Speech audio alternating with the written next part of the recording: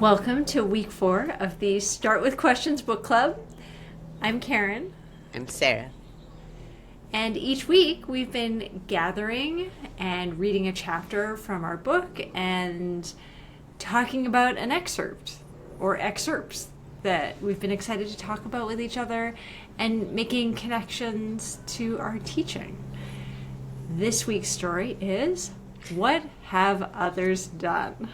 Sarah, per our tradition, what's going on with this story and who is our theorist? So we get to see the classroom of Alan, who is a high school teacher, specifically teaching AP Computer Science A, and he is trying to help his students understand the concept of recursion, and that involves helping them make trees that involve fractals, a specific kind of like repeating pattern.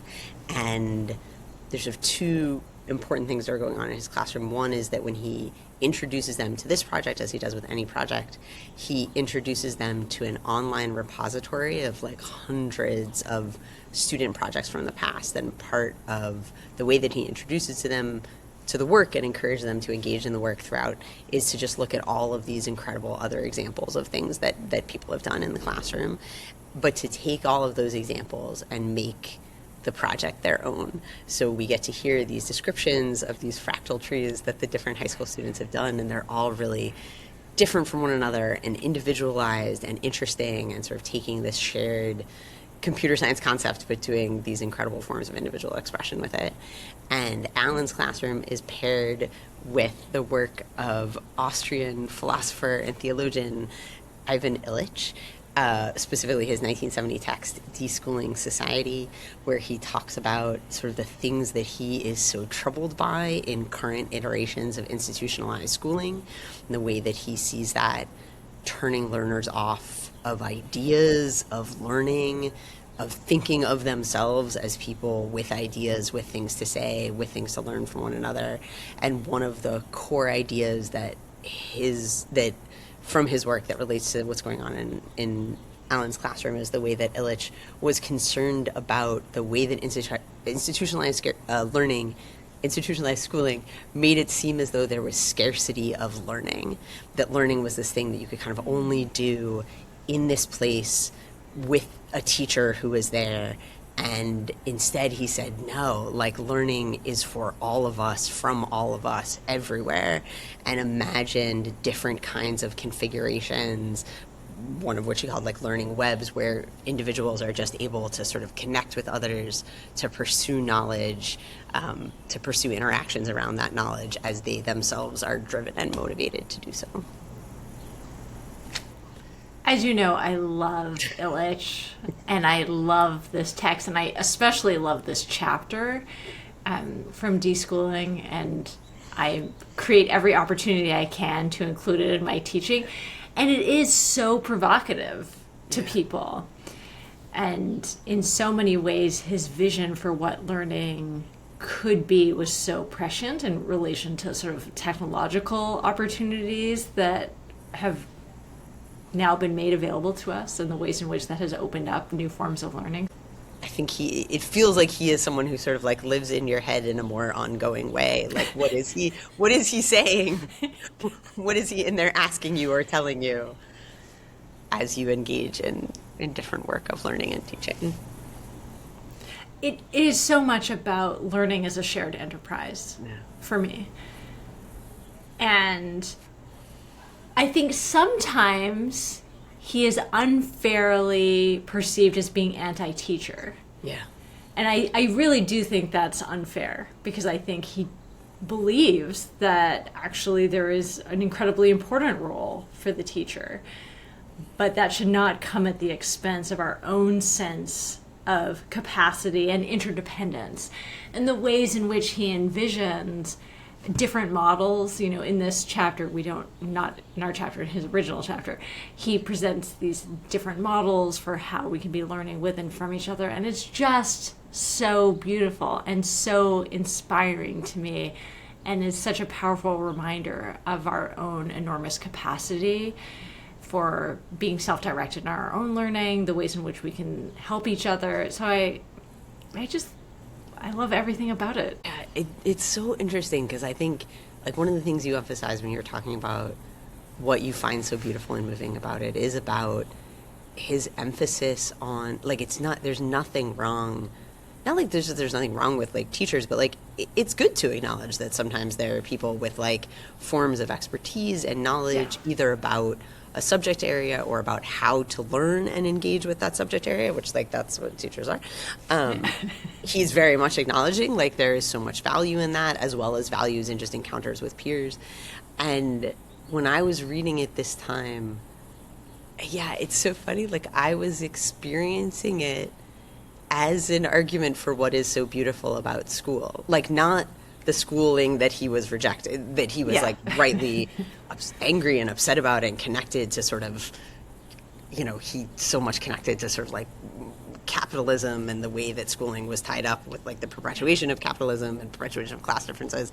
But the description of, like on page 119, of learners as independent yet related to one another, like transforming each moment of living into one of learning, sharing, and caring.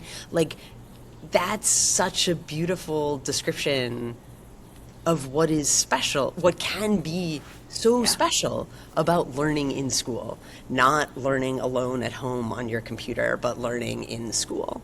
And I just, it's this time I think I, like in a different way, when we spoke about Holt, I had found the Holt like very sort of shaking, and I didn't experience, like, yes, like challenging, and I think pushing so hard on these things about how important it is for us as teachers to think about the forms of relationships we are inviting learners into with one another, and the connection of those forms of relationships to their relationship with us, and like the ways that we're inviting them to engage with us.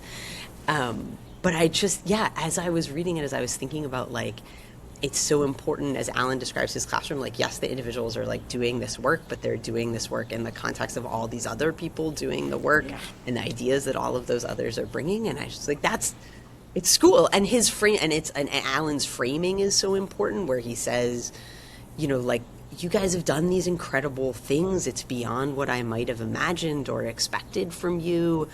I want to celebrate that, and I want to encourage you to keep learning. And then it's sort of the vignette ends with the description of the students, like after the due date of the project, just continuing to want to engage with their work and others' work because it's so interesting and so moving.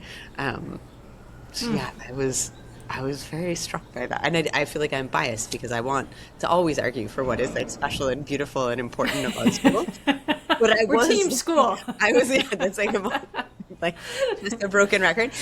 But I was experiencing Illich's ideas as validating of that, not as undermining of it. Yeah, totally agreed. The thing that I loved upon rereading this chapter is the complementarity between Alan and Illich, particularly in their resolute sort of confidence and trust in learners. Mm-hmm. And there's this part at the end, I'm just going to pull it up because I don't want to poorly paraphrase it. This is 120, second paragraph. Alan acknowledged that his approach depends on trusting learners to take what they need from the examples of others. He understood the questions and worries within the computer science community about when and how it is appropriate for students to look at and use one another's code, but he explained such worries seemed to be less relevant when the whole purpose of the project was for students to create something of their own and present it to others. And I think there's just so much beautiful alignment between what Alan believes about learning and learners and what Illich offers in deschooling. As you said earlier, like, this is not a problem of learning, it's a problem of education.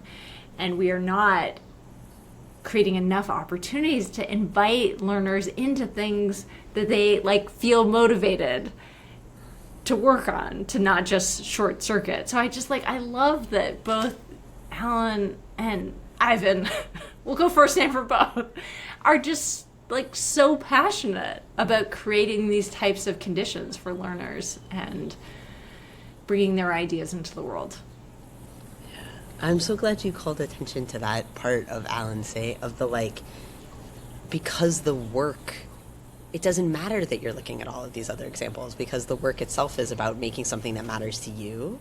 So Yeah. whatever ways in which you draw from and take inspiration from other people's ideas, like it's all Great. just in the service of you. No, and I think it's connected. I just, the quote from Illich at the end where he says like personal growth is not a measurable entity, and in such learning one can emulate others only in imaginative endeavor and follow in their footsteps rather than mimic their gait.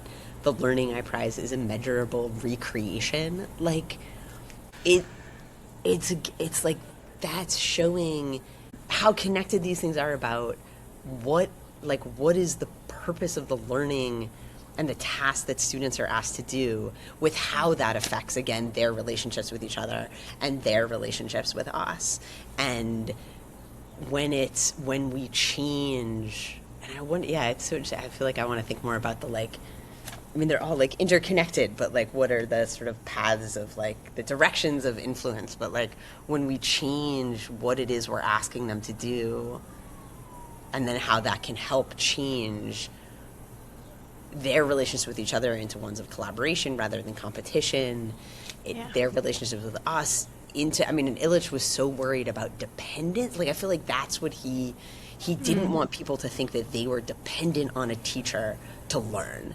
Like, that was so upsetting to him. And then the ways, and he has this incredible line, I can't remember if it's in this chapter or elsewhere in the book, where he sort of says, like, also, if we change what teaching is, if we change it from this thing where it's supposed to be you control the flow of it, you're the person in control of this information that you're like doling out and then judging people on the extent to which they've like taken that in.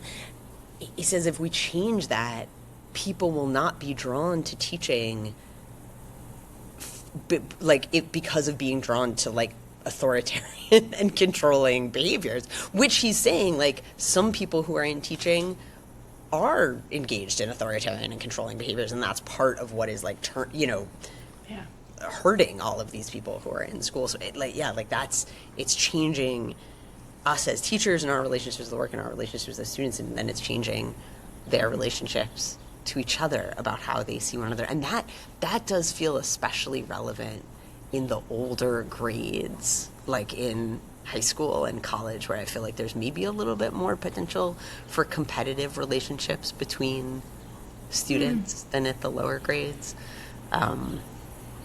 So this way of engaging with each other feels especially important. I don't know if you have been keeping up with Harvard News, but in the college, they just voted to restrict the number of A's that can be allocated in classes, and it's obviously that's a shorthand. It's like more complicated, depends on class size, but that is the direction they're headed in the year after next. And one of the things that makes me so anxious about it is the ways in which it has the potential to reinforce a culture of competition rather than collaboration. Yeah. It's just, You can't give everyone an A anymore. No. What are you gonna do? In the name of what am I going to do? Yeah, specifically. What are you going to do? Yeah, I don't know. It's a great question. Oh my God. Yeah. No. Yeah. That's such a great example of sort of like a condition or a structure that invites students into relationships where like the accomplishment of another is to your detriment, or like scarcity is about, I mean, it's exactly like what he is saying, is that there should not be scarcity around learning, around who knows, about feeling like you don't know and other people know. And that's so upsetting. Yeah. Okay, that was a downer. No. That was a downer example I gave. I'm sorry. On a brighter note, Yes. brighter example. So earlier this week, I had a lovely opportunity to host a workshop for colleagues. The conversation we had at the end of the session, someone was talking about the power of examples in the classroom and how showing just one example can be limiting and constraining, and that there's actually something incredibly beautiful about offering many examples. And so as I was preparing for this conversation and thinking about just like the beyond abundance of examples, what are ways in which you use examples in your own teaching? Yeah. No, I mean, when I was reading this, I was thinking about a moment the other day that was in keeping with Illich, like had nothing to do with something that I did. We had to do like these like standardized literacy assessments, and so students were sort of finishing at different times. So we were having just like a little bit of a looser work time than we usually have, where folks were just kind of like doing different stuff that they needed to do. And one student was starting to write a fiction story. It's been really interesting this year. I have like a very large number of students who really enjoy writing fiction, which is like not always the case. As I always say to them, I'm like, guys, like fiction is so hard. Like it's so hard because you just have to like make stuff up, and you, unlike, personal narratives where it's grounded in experience, or even, as I sometimes tell them, like, I'm like, give me like an expository essay. You want me to like trace a theme through a novel? Like, I am so excited to do it, but like make up a story? Are you kidding me? And there's a lot who are just like really excited about fiction. It's not part of our it's not part of our curriculum at all. But we've created some space for students when they've like written something they're really excited about to just share it. Like we share like a snack and just like name a few things that we found powerful in the writing. But I'm not like controlling what it is. Like students are just sharing work that they're excited to share. So in this like loose moment, one student was starting to write a fictional story and then went and just sought out a colleague who was like sitting on the rug working on her own story. And the colleague on the rug was someone who had shared a like multi-chapter epic fantasy novel that she had written that was just like is like unbelievably gorgeous. It was just like gorgeous language and like all this incredible stuff. And so the student who was writing, it's hard to tell a story without names. I'm trying very hard. Yeah. The student who was like starting writing, I could like hear that I was like working sort of close by, talking to another student, and I could just hear them having this conversation. And then I asked the student, I said, I could hear you talking about your writing. What did you go and ask the other student on the rug? And she said, I just asked her like how she came up with her ideas. Like, how did she figure out her ideas for her, like the girl and the Pegasus, novel. And I was like, that's just the greatest thing. That is the best thing. My heart, Sarah. To that person about their work. And what a great question to ask them as like someone who's trying to do that fictional writing. So so again, like this is like, it's nothing that I'm doing, but it's the power of like being in this space with other people doing their work and having these opportunities to encounter them and their work. And then, so then such that you are prompted to seek them out because you have something you're trying to do and you have something you're trying to bring into being. And then you have seen your colleagues as people with something to share and something to contribute to that process. So I thought about that a lot as I was reading this, of just like for schooling, like for school, that happened at school. What a beautiful interaction, and to have like peripherally witnessed it. That's so satisfying. It was great. That's so satisfying. To get the follow-up. I do think that the example of Alan that you felt like was so resonant with Illich, of not curating the examples, of just having because there's other classrooms and stories in the book where it is more about purposefully curated examples and a power of purposely curated examples. And that's not what's going on here. It's about the volume, it's about the number, and then the trust in the learners to find meaning in it. And I think that is like, that's different. There's just, those things can both be true, those things can both have value, but like that, that's important in terms of what's going on here. Yeah. There's a line earlier in the chapter that's a quote from Alan that like creativity doesn't happen in a vacuum, that I just think about all of the time, that you need that source material. Like our ideas don't come from nothing. And I feel like that's a theme across the book. Like you get it from subject material, you get it from other people, you are drawing on your own previous experiences, and those aren't bad things. Those are necessary preconditions to bringing your next wonderful idea into the world. And so I think about that idea a lot of just like, what are the ways in which I, in my classroom teaching, can create opportunities for people to encounter each other's ideas.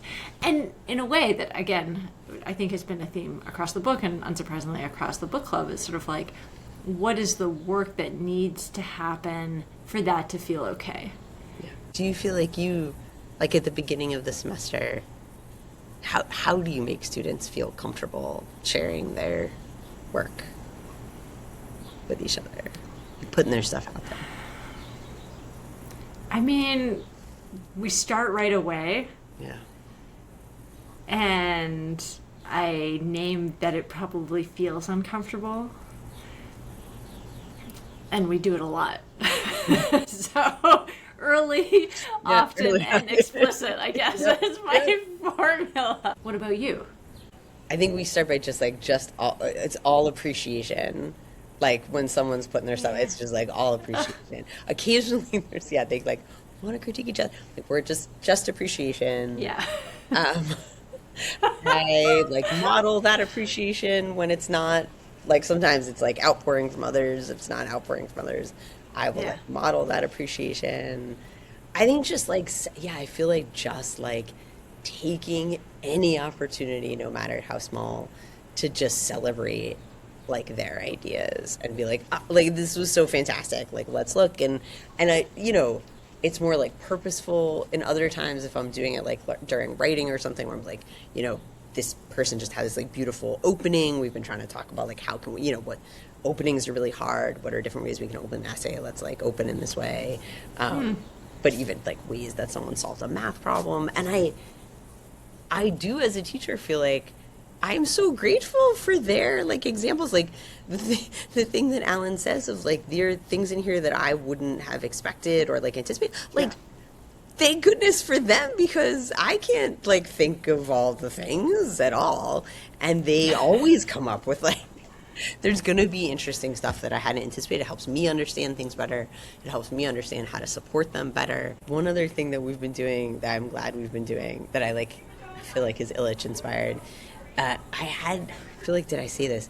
That I had a number of students who told me that they do stop motion animation, like in their free time. They like create stop motion animation videos. It's like, guys, like, I feel like I apologize if I've said this before. Like so much patience, so much creative vision, just like incredible. Yeah, it's a labor of love.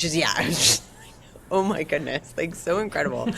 And so we've been doing these like series of like student-led activity choices on like Friday, just for like 30 minutes, like Fridays. But where like students say like, here I have this thing. So like someone is leading dance. Like one of my other students like just figured out this cool thing where you could like make a drawing with marker, and then if you get the paper wet, and like if you like fold it up and get the paper wet and then like unfold it, it like is this beautiful sort of flowy like watercolor, like just it's like all incredible. Gorgeous. Also just like all of the things I've just named, so far out of my own wheelhouse of like expertise and contributions.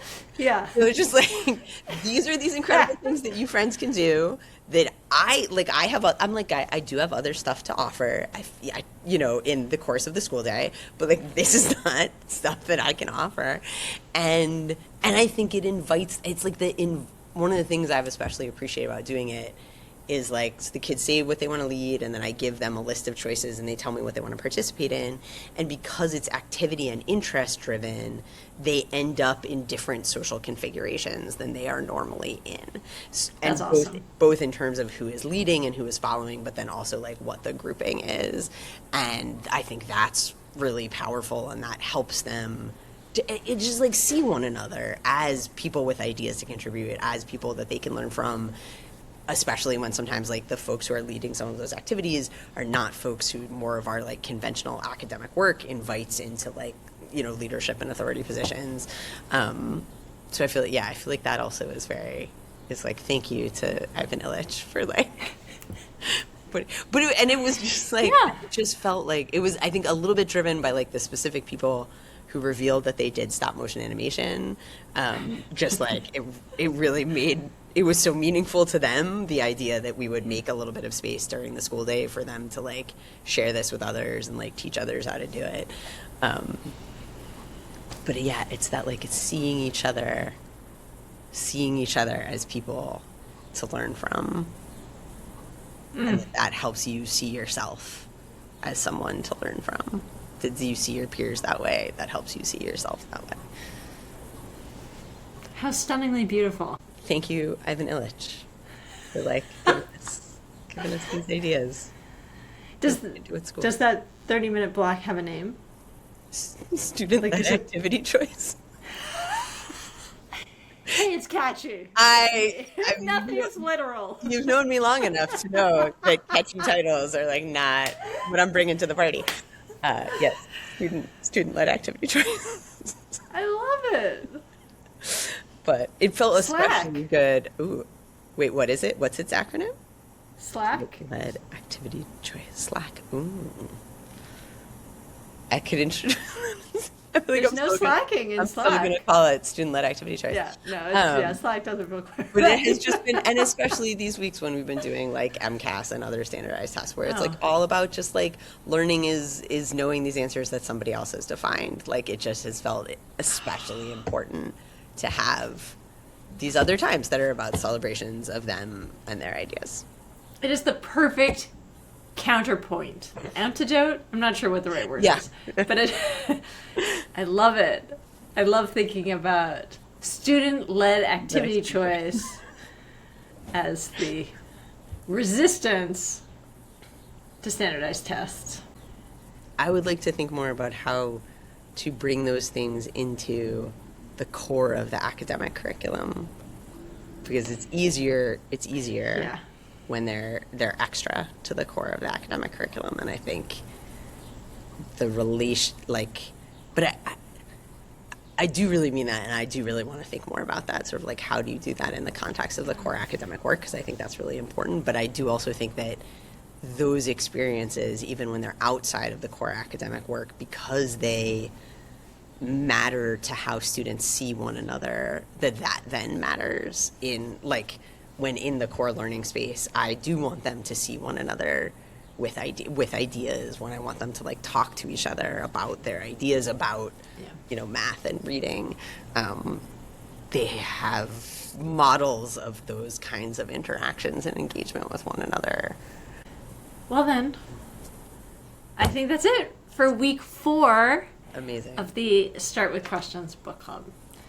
As always, we invite anyone to read the story and join us in Substack comments, and we will see you next week for our final book club conversation.